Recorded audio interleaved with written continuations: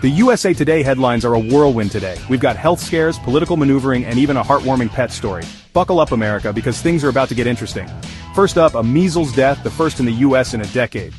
This is a big deal, folks. Measles is highly contagious and can be deadly. Get vaccinated, people. On the legal front, Do Kwon is making headlines. He's the crypto kingpin facing some serious charges.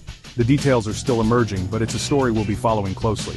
And speaking of big stories, the Pentagon has mandated waivers for transgender troops seeking medical care. This is a significant shift in military policy, with far-reaching implications. The Supreme Court is also making waves. They've hit the pause button on a judge's order, requiring USAID to pay contractors. This case has huge implications for government contracts and international aid. It's a complicated one, but we'll keep you updated as it develops. And finally, in lighter news, Mizu the goat has been crowned the winner of USA Today's favorite pet contest. Congratulations, Mizu. You're an inspiration to goats everywhere. The Do Kwon case is heating up, folks. He's accused of some shady dealings in the cryptocurrency world, and the legal battles are just beginning. This case could have major consequences for the future of digital currencies. Stay tuned for updates.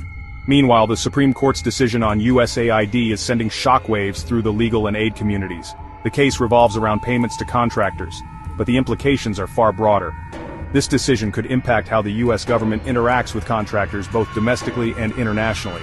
It's a complex issue with no easy answers. On the economic front, Trump's proposed EU tariffs are causing quite a stir. If implemented, these tariffs could mean higher prices on everything from clothes to wine to cars. Consumers are understandably worried about the potential impact on their wallets. This trade war is far from over, and we'll be watching closely to see how it unfolds.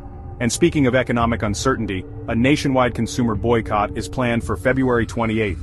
Organizers are calling for a day of zero spending to protest a range of issues. It remains to be seen how much impact this boycott will have, but it's a sign of growing unrest among consumers. In the Middle East, there's been a significant development in the ongoing conflict.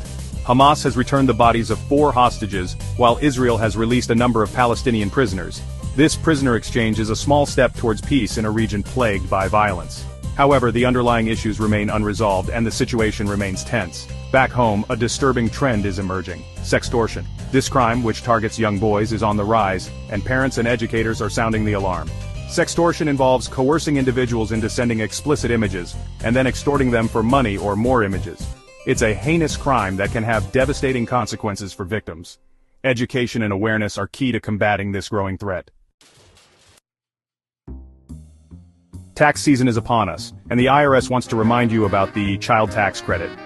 This credit can put thousands of dollars back in the pockets of eligible families. Make sure you know how and when to claim your credit. It's free money, folks. And speaking of free, let's give it to Mizu the goat, the reigning champion of USA Today's favorite pet contest. Mizu, you're an inspiration to us all.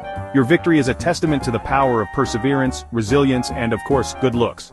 Congratulations, champ. In a world saturated with information, it can be tough to keep up. But staying informed is more important than ever.